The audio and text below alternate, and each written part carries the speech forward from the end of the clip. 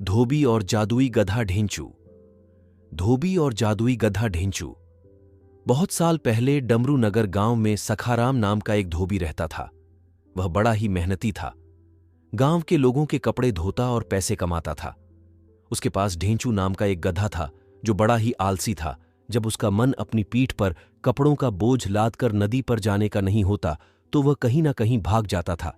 सखाराम बड़ा परेशान होता क्योंकि उसे कपड़े धोने के लिए नदी पर ही जाना पड़ता था। नदी उसके घर से दूर थी। उसे कपड़े उठाकर जाने में बड़ी तकलीफ होती थी। वह अपने गधे ढेंचू को प्यार से भी समझाता, मारकर भी समझा था, लेकिन ढेंचू ने तो जैसे कसम खा रखी थी कि उसे कुछ भी नहीं सुनना, बस चारा खाता और सोता। काम करने का तो उसका दिल ही नहीं करता था। ढेंचू सखाराम के पिता के समय से उसके घर में था। सखाराम उसे अपने भाई की तरह प्यार करता था, लेकिन वह ढेंचू के आलस से बहुत ही परेशान हो चुका था। एक बार तो पूरे हफ्ते सखाराम को अपने सर पर कपड़ों का बोझ लेकर नदी तक जाना पड़ा। उस दिन सखाराम ने निश्चय कर लिया कि अब तो वह ढेंचू को बेच देगा और उन पैसों से दूसरा गधा लाएगा जो उसकी काम में मदद करे। सखाराम ने गांव के कई लोगों से यह बात कही कि वह अपने गधे ढेंचू को बेचना चाहता है, लेकिन गांव के लोग यह जानते थे कि सखाराम का गधा कितना आलसी है। इसलिए गांव का कोई भी व्यक्ति उस आलसी गधे को खरीदने के लिए तैयार नहीं हुआ। सखाराम ने आसपास के गांव के लोगों से भी इस बारे में कहा, लेकिन ढेंचू के आलस की चर्चा सब जगह फैल चुकी थी। एक दिन सखाराम और ढेंचू को नदी से घर वापस आने में देर हो गई थी। रास्ते में उन्हें डाकू मिल गए। डाकुओं ने सखाराम को पकड़ लिया और सखाराम से कहा, तुम्हारे पास जो कुछ भी है वह सब हमें दे दो। सखाराम ने कहा, डाकू महाराज, मैं तो एक गरीब धोबी हूं, मेरे पास आपको क्या मिलेगा। डाकुओं ने कहा, हमने तुम्हारी और तुम्हारे गधे की चर्चा सुनी हुई है। गांव और आसपास के लोग तुम्हारी और तुम्हारे गधे के बारे में बातें करते हैं। तुम्हारे पास कुछ तो ऐसा होगा जिसकी वजह से सभी तुम्हारे बारे में बात करते हैं। अब सखाराम सोचने लगा, अगर मैंने इन लोगों से यह कहा कि मेरा गधा आलसी है, लोग इस वजह से चर्चा करते हैं, तो इन्हें मेरी बात पर यकीन ना होगा और यह मुझे मार देंगे। फिर सखाराम ने कहा, आपने हमारी चर्चा किस बारे में सुनी है। तभी एक डाकू बोला, मूर्ख, चर्चा तो बड़े लोगों की होती है, बड़े साहूकारों की, जिनके पास रुपये पैसे हों। गरीबों के बारे में बात कौन करता है। यह सुनकर सखाराम को एक उपाय सूझा। उसने फिर उन डाकुओं से कहा, डाकू महाराज, लोग तो ऐसे ही बातें करते रहते हैं। मैं तो एक गरीब धोबी हूं, मेरे पास आपको क्या मिलेगा। आप चाहे तो मेरी तलाशी ले सकते हैं। डाकुओं ने सखाराम की तलाशी ली, लेकिन उसके पास तो सच में कुछ नहीं था, तो उन डाकुओं को क्या मिलता। तभी एक डाकू ने सरदार से कहा, इसके पास जो मूल्यवान चीज है इसने कहीं छुपा कर रखा है। यह हर वक्त उसे साथ में लेकर नहीं घूमता होगा। डाकुओं के सरदार ने सखाराम को ऊंची आवाज में कहा, तुम सीधे सीधे हमें बताते हो या हम तुम्हें मार दें। सखाराम ने सरदार डाकू का पैर पकड़ लिया और कहा, सरदार, आप मुझे मत मारिए।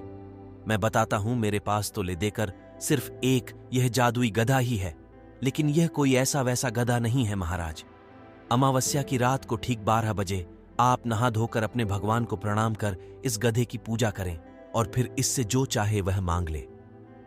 यह गधा सब कुछ देता है। डाकुओं के सरदार ने कहा, तुम्हें यह गधा कहां से मिला। सखाराम ने कहा, यह गधा मुझे मेरे पिताजी ने दिया था।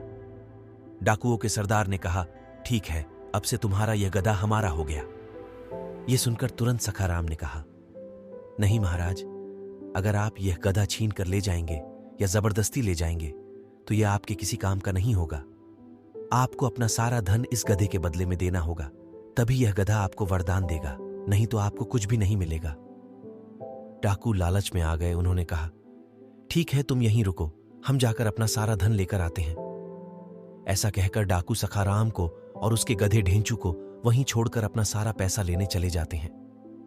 सखाराम बड़ा खुश हो जाता है कि कहां तो वह इस ढेंचू को कम कीमत में भी बेचने को तैयार था, लेकिन अब उसे ढेंचू के बदले में बहुत सारा पैसा मिल जाएगा। वो ढेंचू से कहता है, अब तुम्हें भी समझ आएगा, जब ये डाकू तुम्हें ले जाएंगे और अमावस्या के दिन तुम उनकी इच्छा पूरी नहीं कर पाओगे तो ये तुम्हें बहुत मारेंगे और मैं तो सारा धन लेकर शहर चला जाऊंगा। ढेंचू मन ही मन सोचता है, ये कितना दुष्ट है, ये मुझे इन दुष्ट डाकुओं के हाथ बेचकर इतना पैसा लेकर भाग जाने की बात कर रहा है।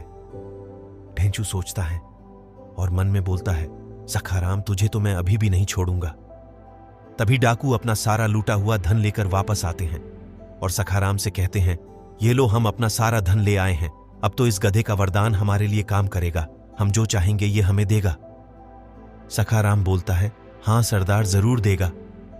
ऐसा बोलकर वह सारा धन लेता है और डाकुओं के सामने कहता है, इसका ख्याल रखना, मैं इसे अपने भाई की तरह मानता हूं और जाने से पहले इसके गले मिलना चाहता हूं।